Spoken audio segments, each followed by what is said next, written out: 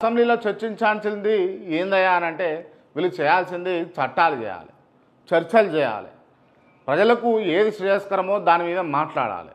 అంతేగాని వీళ్ళు ఆ చట్టసభల్లో ఉన్నటువంటి అంశాలన్నింటినీ కూడా దుర్వినియోగం చేస్తూ కాలయాపన చేస్తూ రావాల్సిన అంశాలను తెరపైకి రాకుండా చేస్తూ ఉన్నారు. బట్ ఇవాళ మాత్రం చరిత్రాత్మకంగా రాష్ట్ర ప్రభుత్వం, తెలంగాణ రాష్ట్ర ప్రభుత్వం ఒక సంచలనమైనటువంటి బిల్లును పాస్ చేయబోతా ఉన్నది. ఎస్సీ వర్గీకరణకు సంబంధించి కావచ్చు, లేకపోతే బీసీలకు 42% రిజర్వేషన్ సంబంధించినటువంటి అంశాలను ఇట్లా మరి ఆ బిల్లును ఇవాళ ప్రవేశపెట్టబోతున్నట్టుగా మనకైతే క్లియర్గా అర్థమవుతూ ఉంది. సో దీనివల్ల ఉపయోగము ఎంతవరకు ఉంటుంది, వీళ్ళు ఎంతవరకు మోసపూరితంగా కాకుండా ఏ అడ్డుకట్టలు వేయకుండా చేస్తారు అన్నది ఆలోచించాలి. ఎందుకు ఇట్లా మోసపూరితము అడ్డుకట్టలు అని చెప్పేసి మాట్లాడుతున్నారు అని అంటే, టు బి ఫ్రాంక్ మాట్లాడుకుంటే ఎస్సీ వర్గీకరణ చరిత్రలో ఒక గొప్ప అంశం. దాన్ని రాష్ట్ర ప్రభుత్వానికే ఆ కీర్తిని మనం అప్పచెప్పాలి, పర్టికులర్గా రేవంత్ రెడ్డి గారికి.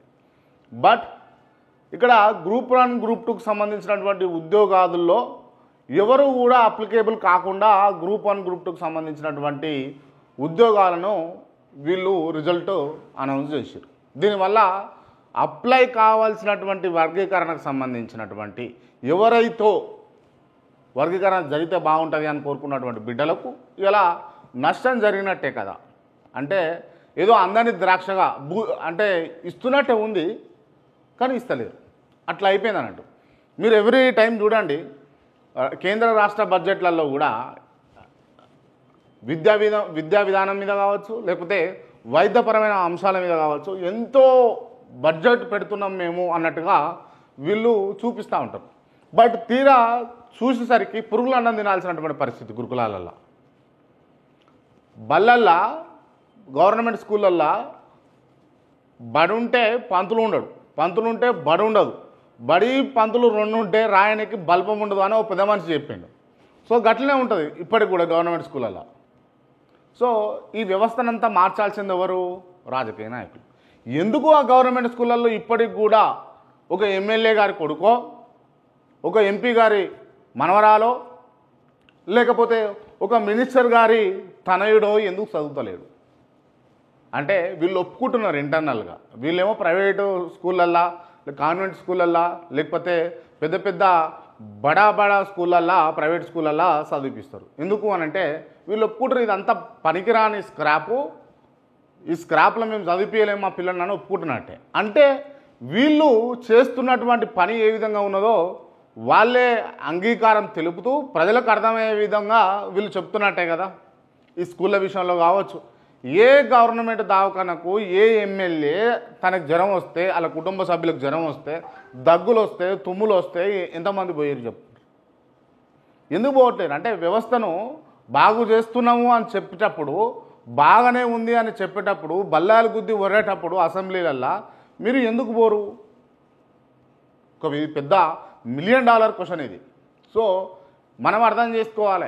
ఎందుకు అంటే ఓటుకు నోటు తీసుకుంటే గిట్లనే ఉంటుంది పరిస్థితి. ఏం అడగడానికి ఉండదు, ఏం చెప్పడానికి ఉండదు, అడిగినా కూడా వీళ్ళు చెప్పరు.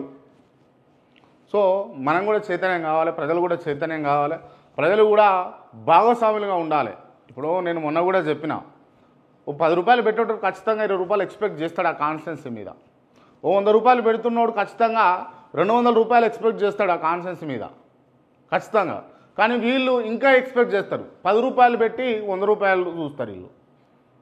దయచేసి ఆ 10 రూపాయలే వద్దని చెప్పుర్రీ, ఆ 10 రూపాయలు పెట్టకరా నాయన, నువ్వేం చేస్తావో చెయ్యి, వచ్చినాక ఓటేస్తాము, గెలిచినాక నువ్వు మేమేం అడిగితే చెయ్యి అని చెప్పేసి ఒక కమిట్మెంట్ తీసుకొని ఓట్లకి వేయరు, ఓట్లకు పోరు. కానీ ఇప్పుడు 500 ఇవ్వగానే, 1000 రూపాయలు ఇవ్వగానే ఏదో ఇది మొత్తం ఇచ్చేసండి, జీవితం మొత్తం మారిపోయింది అన్నట్టుగా కొంతమంది 500కు 1000 రూపాయలకు మనం కక్కుర్తి పడుతూ ఉంటాం. చాలా తప్పు. సో దానివల్లనే ఇవాళ చట్టాలు కావాల్సినటువంటి చట్టసభలలో ముచ్చట్లు జరుగుతూ ఉన్నాయి, వాదనలు జరుగుతూ ఉన్నాయి, ఒకరినొకరు తిట్టుకుంటారు అంతే. అసలు రావాల్సినటువంటి ఏదైతే ఉన్నదో రాకుండా చేస్తూ ఉన్నారు.